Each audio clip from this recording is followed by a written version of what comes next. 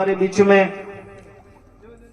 बाबा साहब का सपना साकार होता दिख रहा है और हमारे बीच में आज एक साथ जो 10 ऐसे हमारे वर्ग के हीरा कहें वो जो अभी चयनित हुए हैं और हमारे बीच में विराजमान है, उन सारे कैलाश जी, गोरखाराम जी, कीर्ताराम जी, मनोज जी, रेवताराम जी, अशोक जी बामणिया, चिम्माराम जी, मेनसा योगेश जी बोस और कुमारी पूजा, इन सभी को मेरी तरफ से बहुत बहुत बधाई और उनके सभी परिवारों को भी बहुत बहुत बधाई।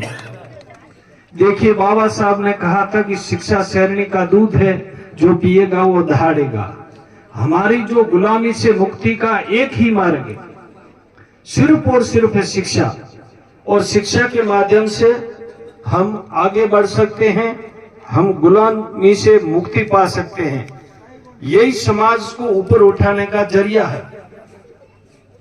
तो मैं इन सभी लोगों से, हमारे बीच में एक तरीके की प्रतिस्पर्धा होना चाहिए, कंपटीशन होना चाहिए, वो ओसर मोसर करने का नहीं होना चाहिए, वो दारू पीने का या अन्य जो इस प्रकार की जो व्यसन खाने का नहीं होना चाहिए।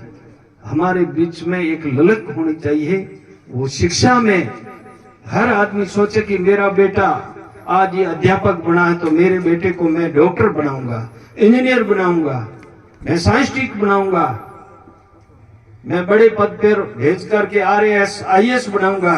ये हमारे दिल में बिल्कुल ललक होनी चाहिए। हमारी माताओं बहनों को जब वो पहली बार जन्म देने के बाद में उसकी कल्पना होना चाहिए कि मैं मेरे बेटे को IAS RAS डॉक्टर, इंजीनियर और प्रोफेसर बनाऊंगी, ये कल्पना होनी चाहिए। पुराने जमाने में हमारे ये होता था कि कारीगर बना हो, बढ़िया मजूरी लिया है, पहले कहता कि गले चारो कारीगर बना हो तो जन्म तो 10 बरहरो कमान डूब से, नहीं, ऐसा नहीं होना चाहिए। आज मैं धन्यवाद दूंगा पूजा के पिता श्री मोहनलाल जी कोडेचा को कि उसने, बाबा साहब का सपना था कि जिस कौम में, जिस समाज की प्रगति का पैमाना अगर नापना है तो उस समाज की महिलाओं की स्थिति क्या है, उसको देखने से उस समाज की प्रगति और उसके पिछड़ेपन या उसकी विकसित है या क्या है, उस बात का पैमाना है। बच्चियों को पढ़ाओ, महिलाओं को आगे लाओ। तो आज इस बच्ची का चयन हुआ है, इसलिए इनके परिजनों को बहुत बहुत धन्यवाद देना चाहता हूँ। मैं आपका समय नहीं लेना चाहूंगा ज्यादा, लेकिन एक बात कहना चाहूंगा कि हम लोगों को हर क्षेत्र में आगे रहना चाहिए, शिक्षा के क्षेत्र में रहना चाहिए। बाबा साहब ने हमें जो संवैधानिक अधिकार दिए हैं, वोट का अधिकार दिया है आपको, और उस वोट के माध्यम से स्वर्गीय काशीराम जी ने कहा था कि जाओ अपनी दीवारों पे लिख दो कि हम इस देश के शासक हैं। हमें महापुरुषों को पढ़ना है और उन महापुरुषों के बताए हुए रास्ते पर चल करके इस समाज को अग्रिम पंक्ति में लाना है। हम लोग हमेशा इस मोबाइल के माध्यम से अन्य प्रकार के बिना मतलब के झगड़े करते हैं। किसी व्यक्ति, धर्म, जाति वगैरह के बारे में हम लोगों को किसी प्रकार की अभद्र टिप्पणी या अमर्यादित भाषा का उपयोग नहीं करना चाहिए। कोई अगर हमारे बारे में लिखता है, हमारे अधिकारों को कम करने की बात करता है या हमारे समाज के बारे में या हमें कमजोर करने की बात करता है, तो ये जो हमारे कलेजे के अंदर एक बहुत बड़ी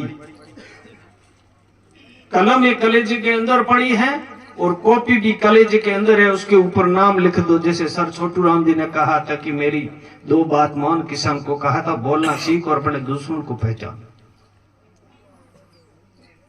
हमें जो कोई लोग अगर गलत भाषा उपयोग करते हैं, उसको उस भाषा में जवाब नहीं देना चाहिए। हमें संवैधानिक दायरे में रह करके हमें आगे बढ़ना चाहिए। मैं आज जो बोल रहा हूं, ये कैमरा है, ये कैमरा फोटो लेता है हमारा, जैसा हम हैं वैसा हूबहू बिल्कुल फोटो लेगा, उसमें कोई अंतर नहीं आएगा। और अगर यही उसी व्यक्ति को अगर आप एक्सरे मशीन के सामने ले जाओगे तो वो बाहर का फोटो ने लेकर के अंदर का फोटो लेगा कि अंदर क्या है। इसी प्रकार हमें हमारी जो आंखें ये बाहर की तस्वीर देखती है, अंदर की नहीं देखती है। लेकिन जिस व्यक्ति ने शिक्षा अर्जित कर ली, जिस व्यक्ति ने ज्ञान अर्जित कर लिया, वो अंदर की तस्वीर भी देखने में, ये संत कबीर साहब के विचार थे, वो उनकी अंदर की तस्वीर को जानने में, समझने में कामयाब हो जाएगा। तो हमें एक तो अंधविश्वास पर भरोसा नहीं करना चाहिए। मैं कुछ चीजों पे जाना नहीं चाहता हूं कि कुछ लोग कहेंगे कि नहीं, हमारी भावना को ठेस पहुंचाता है।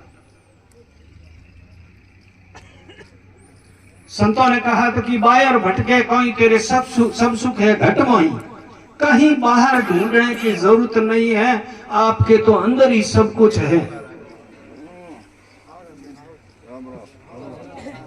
कबीरदास जी ने कहा है हजूर क्यों दूर बताओ, अरे अंदर बैठा है तुम बाहर क्यों बताए। और एक संत ने तो ये कहा,